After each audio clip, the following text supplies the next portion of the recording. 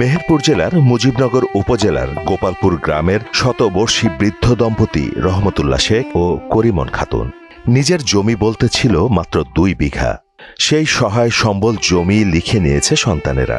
যে সন্তানদের বুকে পিঠে কষ্টে লালন পালন করেছেন, সেই সন্তানরাই দেখভাল না করায় বাড়ির পাশে একটি বাঁশবাগানে মেয়ের জমিতে এখন ঝুপড়ি ঘরে ঠাঁই হয়েছে তাদের।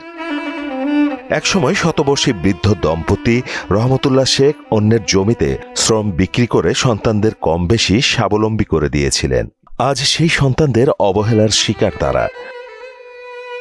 ওনাদের ছেলে পিলে সব বাইরে আছে, হয়তো বিদেশে আছে, ভালোই আছে, একেবারে খারাপ নেই, মোটামুটি সবাই ভালো আছে। তার মধ্যে যাতে না দেখে তারা আমরা কিছু করার আছে। সে রহমতুল্লাহ এবং তার স্ত্রী খুব অসহায়ভাবে জীবনযাপন করে। এই যে অতি বৃষ্টি গেল, প্রচণ্ড বৃষ্টিতে তাদের ঘরের ভিতরে পানি ঢুকে যায়।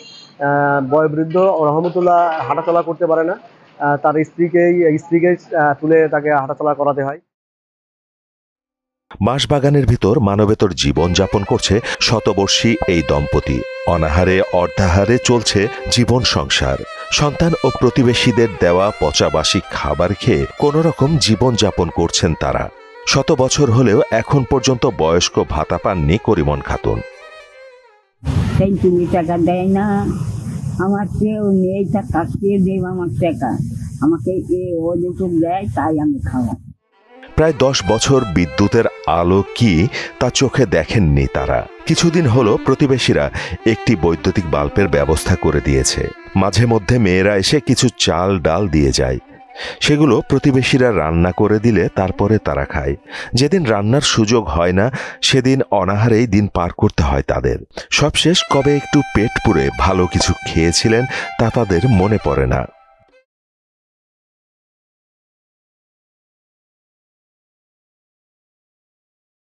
ওরা কেউ বলে না, ছেলেরা কেউ বলে না যে আমার মা কি হালে থাকলো, কি হালে আছে, এ কথা ছেলেরা কেউ বলে না।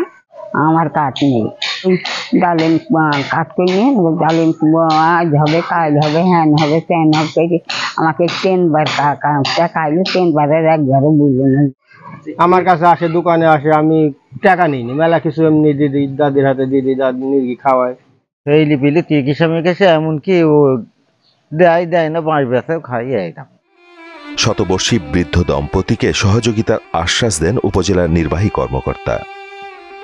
উপজেলা প্রশাসন থেকে যা যা করার দরকার সব ব্যবস্থাই করবে। যদি তার ঘর না থাকে, সেখানে যদি জায়গা থাকে আমরা ঘরের ব্যবস্থা করতে পারবো, টিন দিয়ে হোক আর যেভাবে হোক। আর ভাতা না পেয়ে থাকলে ভাতার ব্যবস্থা করা হবে।